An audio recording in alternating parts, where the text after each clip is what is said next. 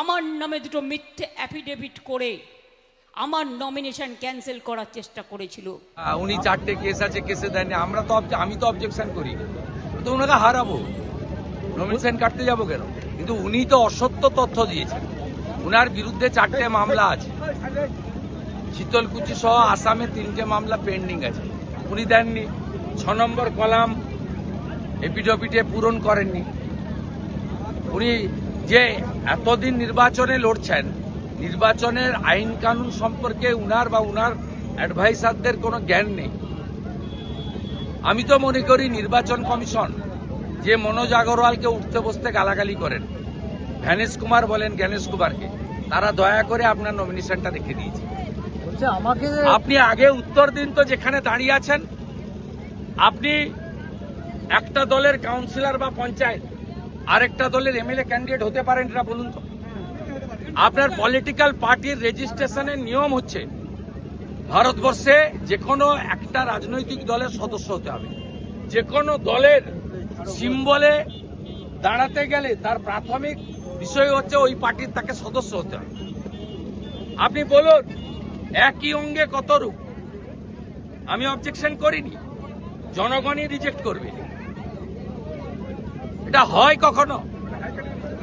পঞ্চায়েতে পদ্মফুলের পঞ্চায়েত মেম্বার আর বিধানসভায় ছিন্নমূলের প্রার্থী। বলছেন আমার ক্ষতি করার চেষ্টা করেছিল। বলুন এরা ক্ষমতায় এলে তাহলে আপনাদের কি করবে? ওনারা যা চুরি চামারি করেছেন, পুরো জনগণ চায়, বেকার যুবক যুবতী চায়, চাকরি চুরি করেছেন, 70 লক্ষ এসএসসির পরীক্ষার্থী চায় আপনি সপরিবারে জেলে যান। কালীঘাটের কাকু আপনাদের কথা বলে দিয়েছে। দাদা আমার দুটো জাস্ট এটা হচ্ছে, অনেকে বলছেন যে বিজেপি দল কখনো মুখ্যমন্ত্রী অ্যানাউন্স করে যায় না, তাদের মুখ্যমন্ত্রী মুখ। কিন্তু যেভাবে দল আপনাকে ভবানীপুরে লড়ার সুযোগ দিল, একাধারে নন্দীগ্রাম, তাতে আপনি বিজেপির অঘোষিত মুখ্যমন্ত্রী। আমি এসবে উত্তর দেব না, কাল্পনিক প্রশ্নের উত্তর আমি দিই না। আর এখন আমাকে দল ভরসা করেছিল যে আপনি নন্দীগ্রামে মুখ্যমন্ত্রীকে হারান। 64,000 মুসলমান ভোট ছিল, সবাই মমতাকে ভোট দিয়েছে। হিন্দুরা অনেক ভাবনা চিন্তা করে, যদিও এখন হিন্দুরা অনেক সংগঠিত, কিন্তু মুসলমানরা ভাবনা চিন্তা করে না। তারা জানে যে খালার কাছেই তারা ভালো আছে, যারা মৌলবাদী। আবার যারা রাষ্ট্রবাদী মুসলিম, তারা আমাদের সঙ্গে হাসিবুল দাঁড়িয়েছে। আমাদের সংখ্যা কম এদের, তাই আমাকে নন্দীগ্রামের দায়িত্ব দিয়েছিল। আমি জনগণকে নিয়ে হারিয়েছি। দল মনে করেছে যে এই নির্বাচনে মুখ্যমন্ত্রীর বিরুদ্ধে বিরোধী দলনেতাকে দাঁড় করানো উচিত। আমাকে নির্দেশ দিয়েছে, আমি পালন করেছি। আমার বিশ্বাস, যে বিশ্বাস এবং মর্যাদা বিশ্বের সর্ববৃহৎ রাজনৈতিক দল বিজেপি আমার উপর রেখেছে, আমি সেটা মর্যাদা রাখতে পারি। আচ্ছা, আপনি ওখানে গেলেন, উনি কিন্তু এখানে এলেন না। আমার মনে আছে গতবার ভোট প্রচার আমি কভার করেছিলাম, তখন উনি বলেছিলেন যে আমি নন্দীগ্রামে কুঁড়ে ঘর বানিয়ে থাকবো। উনি বলেছিলেন যদি নন্দীগ্রামে যেতাম তাহলে আমি নন্দীগ্রামে 5 বছর ধরে আসেননি। উনাকে যে মুসলিম সহ 1,08,000 ভোট দিয়েছে, তাদের পাশেও দাঁড়ান, এবং যাতে নন্দীগ্রামের মানুষ জল খেতে না পায় সেই জন্য পাইপগুলো বেছাতে দেন।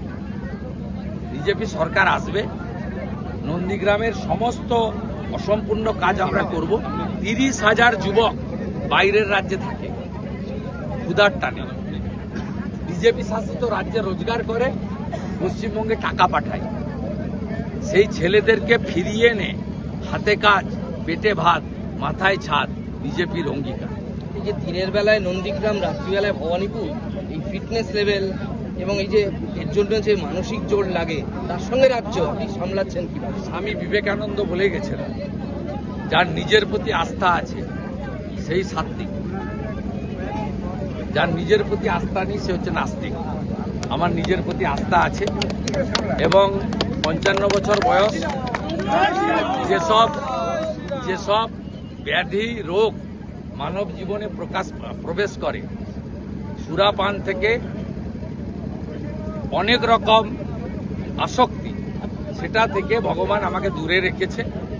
এরা আমাকে 2004 থেকে দেখছে, 2004-এও আমাকে যা দেখেছে, হয়তো বয়স বেড়েছে, বয়সের ছাপ পড়েছে। রাজ্য সিকিউরিটি ছিল, এখন কেন্দ্রীয় সিকিউরিটি আছে। এর বাইরে কোনো পরিবর্তন আমার অন্তত হয়নি। গাড়ির কালার একই আছে, গাড়ির ব্র্যান্ড একই আছে, চুলের ছাঁট একই আছে, গোঁফের ছাঁট একই আছে। ঘড়ি ছিল না তা নেই, আংটি কোনোদিন পরিনি এখনো নেই, গলার হার কোনোদিন ছিল না এখনো নেই, সুতির জামা কাপড়ে অভ্যস্ত, সেটাই এখন।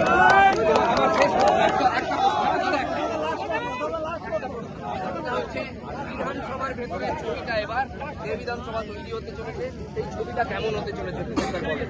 আপনি কোন বিধানসভা ভিজুয়ালাইজ করছেন, কিরকম বিধানসভা? রাষ্ট্রবাদীরা ভিতরে থাকে, ভারত মাতা কি জয় দিয়ে বিধানসভার সূচনা হবে।